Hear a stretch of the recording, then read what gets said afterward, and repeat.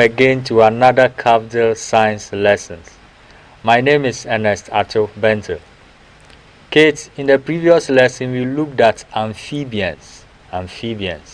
We talked about what they are, some features, and then some facts about them, as well as the examples of animals we consider as amphibians. Today we are going to look at some benefits of amphibians, benefits of some amphibians. So kids, the topic for today is on benefits of some amphibians. When we looked at the examples, we talked about frogs, toads, salamanders, and then newts. You may wonder, what benefit at all can we get from frogs and toads, because we don't like them. Most of you two have not seen salamanders and newts before, so what can we get from them? But the frog, for instance, is very important. It's very important. So today we are going to learn about some benefits we get from some amphibians. But before we do that, let's mark the homework you were given on the lesson on amphibians. 1. What is an amphibian? What is an amphibian? An amphibian is an animal that lives both on land and in water. An amphibian is an animal that lives both on land and in water. 2. Give 3 examples of amphibians. Give 3 examples of amphibians. So we have the frog, we have the toad, then the salamander. So these are 3 examples of amphibians. And then 3, mention 3 features of amphibians. Mention 3 features of amphibians. And we said amphibians are vertebrates. This means they have backbones. They have backbones. We also have backbones, and we call the backbone spinal cord. They also have backbones. Amphibians have smooth, slippery, and wet skin. They have smooth, slippery, and wet skins. And 3, they must stay near water to prevent the skin from drying. They must stay near water to prevent the skin from drying. So kids, these are the answers to the homework that you were given. I believe you all did it and you had the answers right. Good. Now let's move to today's topic, benefits of some amphibians. And kids, at the end of the lesson,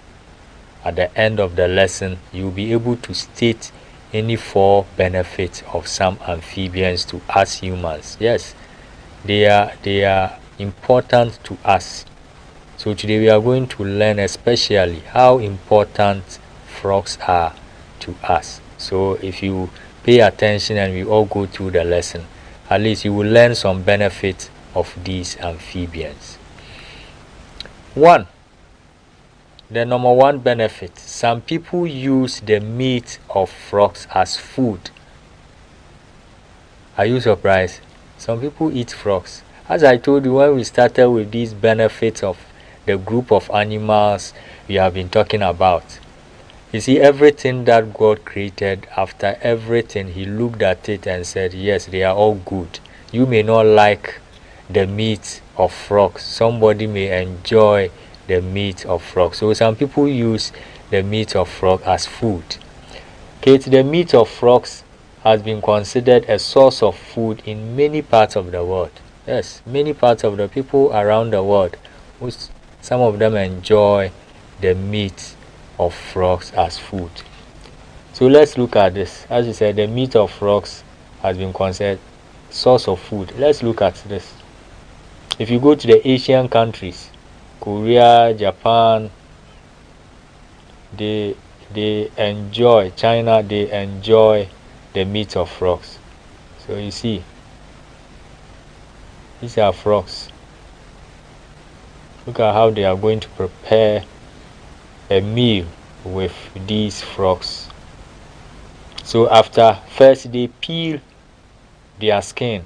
You see, I told you in the first lesson that most of the ones we see here are toads and they look a little bit dirty, but frogs are neat. Their skins are wet and slippery. They are neat. So these are frogs. So they will cut the limbs, and then they will add some spices to it, and then they will roast it. Yes, these are frogs with big thighs. They will roast it. They will roast the frogs, and after the frog meat is roasted, they will add the meat to stew on fire. Stew on fire. They're arranging them well so that the stew will get inside. They add some spices to it. These are frog meats. People enjoy them. Frog meat. So they add some spices to it.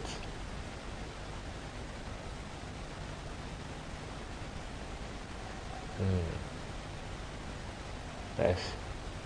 They add more spices to make the meal delicious. As you also like chicken. Look at how the man is enjoying the frog meat. Yes, they're enjoying frog meat. Yes, he's saying that it tastes so nice. Tastes so nice. They are enjoying frog meat.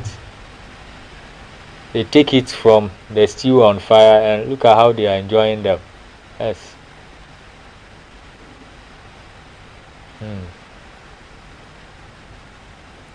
Yes, this one is saying crispy and fragrant. Very nice. They are enjoying.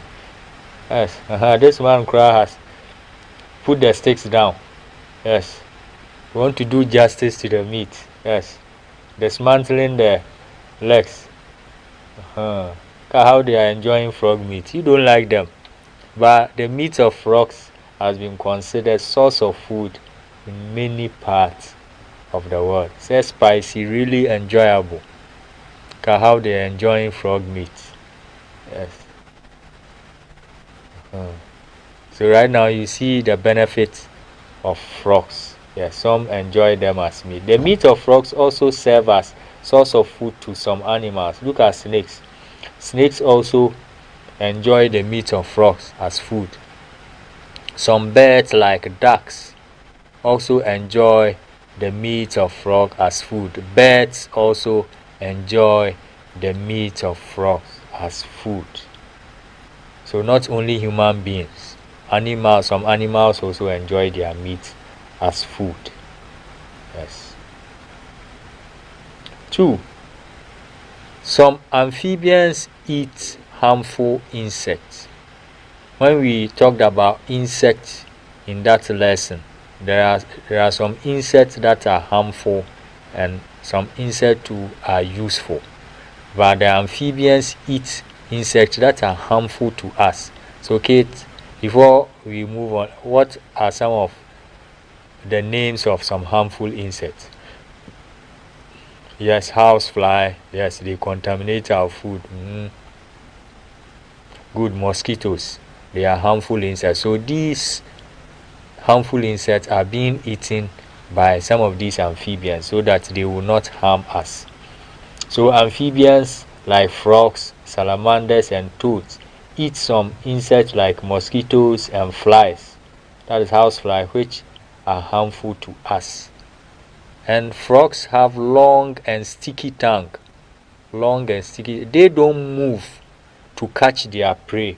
They just position themselves at one place and then bring out their long and sticky tongue to catch their prey, and they swallow them wholly.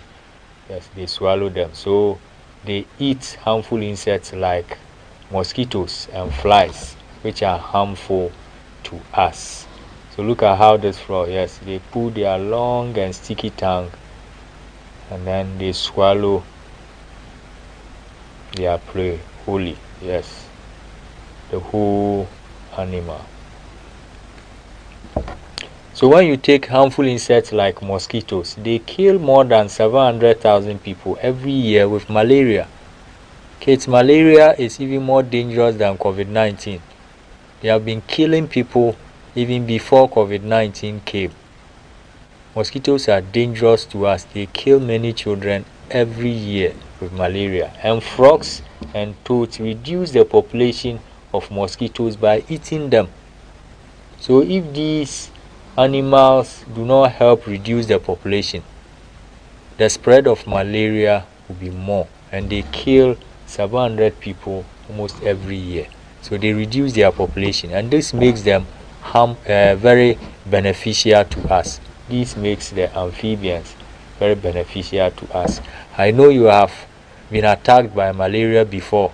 You become weak, you can't even eat, you are always shivering. It's very painful to suffer from malaria, and they try and then reduce the population by eating them. When we talk about house flies too, they are dangerous because they spread diseases such as food poisoning and dysentery. They contaminate our food by defecating on them. So you see this mouse here defecating. So after defecating, a house fly will come and then stand on it, eating the feces. You also leave your food there uncovered. This house flies straight from the meal of feces, flies straight to your food and then contaminate your food. When you come, you also start eating the food, and you will get sick from this contaminated food. You get sick. But the amphibians like frogs and toads eat these harmful insects and reduce their population so that we will be free from their harmful effects. Good. Amphibians also eat harmful insects that destroys food crops. When we talked about insects in that lesson, the locust is one of the harmful insects. They destroy food crops, and frogs eat locusts which destroy food crops. So this is a locust. They destroy the leaves of plants in a farm. You know that the leaves are very important to plants because the leaves prepare the food for the plant to eat and survive and grow as well. So if they eat the leaves, then it means who will prepare the food? They will die, because the leaves that traps the sunlight use carbon dioxide and water to prepare food for the plant. And plants are not also selfish. Some of them store some of the food for human beings to eat. So when you are enjoying mango, when you are enjoying all these fruits, they are stored food from plants that we also feed on. So if these locusts destroy food crops on a farm, you will all die of hunger. But these amphibians like frogs eat these locusts and reduce their population or even eliminate them from attacking our food crops on our farms. So this is an example. Look at how a frog eats. This is a locust.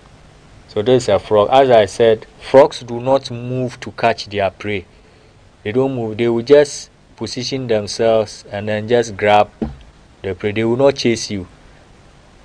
Frogs do not chase their prey. They just stand at a place, target the prey, and then either bring out their sticky tongue or just move a short distance to catch their prey. So this is how they eat the insects that destroy food crops. Good. Frogs also eat harmful rodents. When you talk about rodents, you are talking about mouse, rats, squirrels. Frogs reduce the population of rodents like rats, mice, and then squirrels on farms. They are very harmful. You know how harmful mice are. They chew whatever they find on there, whether it's money, documents that you didn't keep well at a proper place. They will chew your food. They will scatter everything and destroy whatever comes their way. And they destroy rats and squirrels also destroy food crops on farms. So just look at how squirrels and rats have destroyed this oil palm fruit or palm fruit. See, so you have a farm. You have spent so much on the farm, taking laborers to weed, apply a lot of money in buying fertilizers so that it will grow and mature well, so that you can sell them or use them yourself to process palm oil or even soup. And look at how these rodents have destroyed this palm fruit. Look at it. They have wasted your time. All the farming that you did, look at the end. They have destroyed the palm fruits. So rodents destroy crops like maize, millet, rice, and palm oil.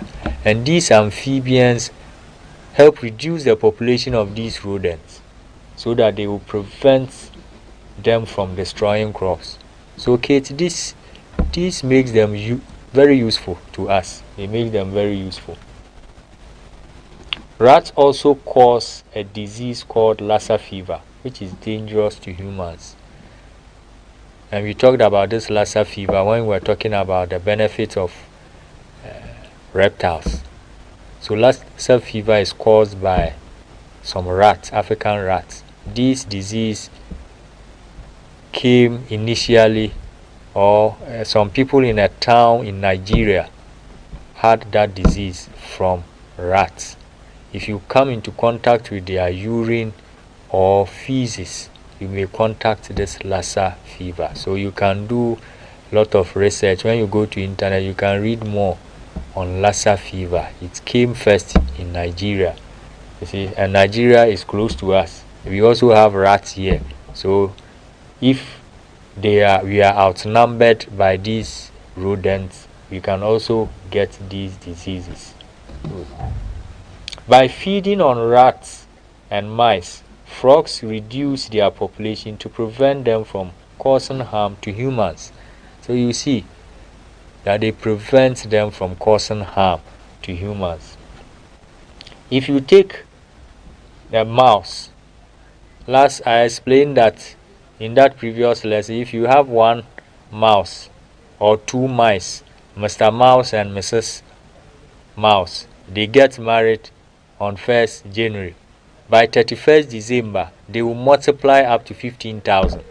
So this person traveled, and after a year, she came back and looked at the number of mice she met from the room. Just look at it. Because just 2 mice can multiply up to 15,000 in a year. 15,000. So if you have 4, we are talking about 30,000. If you have 6 in your room, male, female, male, female, male, female, 3, we are talking about 45,000 in a year. So look at them. And this was even reported on BBC, as you said, you saw. So another news: rats take over Lakewood house. There's another news: rats takes over Lakewood house. So you see how dangerous they are. But by feeding on rats and mice, frogs reduce their population to prevent them from causing harm to humans. So Kate, you see the importance of these amphibians. You may ask, a mouse can even be bigger than a frog, or a rat can be bigger than a frog or a toad.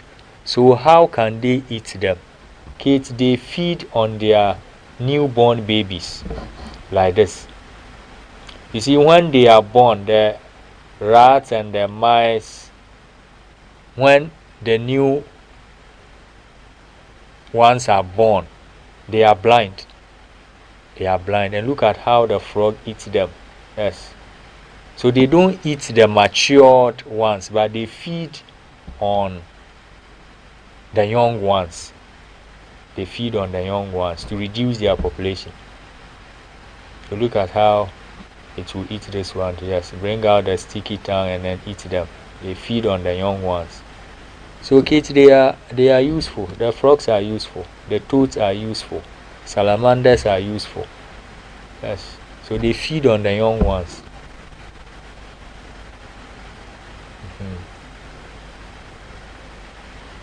Look at how they will swallow them again. They are blind when they are born initially, but they feed on them. Yes, they will bring their sticky tongue, swallow. Frogs swallow their prey whole. They don't take it small, they swallow the whole. They just use their sticky tongue to swallow the whole animal. Yeah. Good. So you see how useful they are. They prevent these animals from multiplying and harming us. Good. Frogs are used in scientific studies too. Yes, they are used in scientific studies. How are they used? Frogs and humans have similar basic organs. We have lungs. They also have lungs. We have kidneys. They also have kidneys. We have stomach, heart, brain, small intestines. They also have one. They have large intestines, pancreas, gallbladder, urinary, and then the ureter. They have all these organs similar to humans. So what happens if they have similar organs to humans? What happens? Scientists use frogs in experiments to understand the functions of these organs in humans. So because we have similar organs, scientists study the frogs, how these organs operate, and they help them to understand how the organs in humans also operate. So they are used in the scientific world or in the scientific laboratories to understand how certain organs we share or have the same or similar with them, how they function in us. So in the field of science, they are very useful, not only as meat.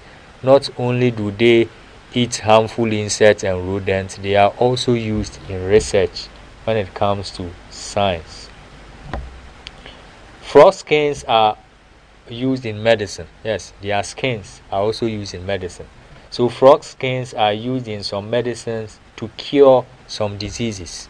So their skin, as you see here, are used in medicines to cure some diseases. When we were talking about reptiles, we also saw that the venom of snakes are also used in medicines to cure certain diseases. The same applies to frogs.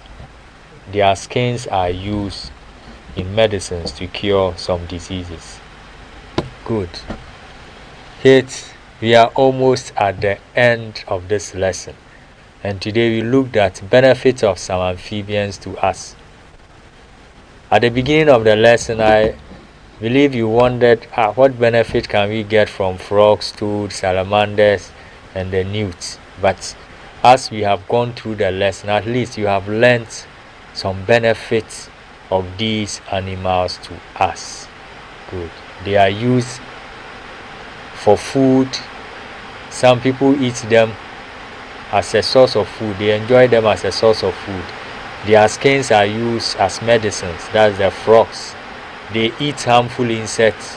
They eat rodents that destroy farm crops. Because we have similar internal organs, they are also used for experiments, and then they eat harmful insects as well. So these are some benefits we get from amphibians, especially frogs. Now kids, let's test ourselves as usual on this lesson. 1. Lassa fever is caused by which of the following animals? Lassa fever is caused by which of the following animals? We have frogs, we have toads, we have rats. Good, the answer is rats. Lassa fever is caused by rats. 2. Frog dash are used in some medicines to cure some diseases. Frog dash are used in some medicines to cure some diseases. You have skins, you have bones, you have meat. Good, the skin. So frog skins are used in some medicines to cure some diseases. 3. Humans have similar internal organs with we have salamanders, we have frogs, we have newts. Good, the answer is frogs. 4. By feeding on rodents, Amphibians reduce their dash in the environment. By feeding on rodents, amphibians reduce their dash in the environment. So we have meat, we have population, we have homes. Good, it's population. So by feeding on rodents, amphibians reduce their population in the environment. Good. 5. Which of the following amphibians are good for scientific studies? Which of the following amphibians are good for scientific studies?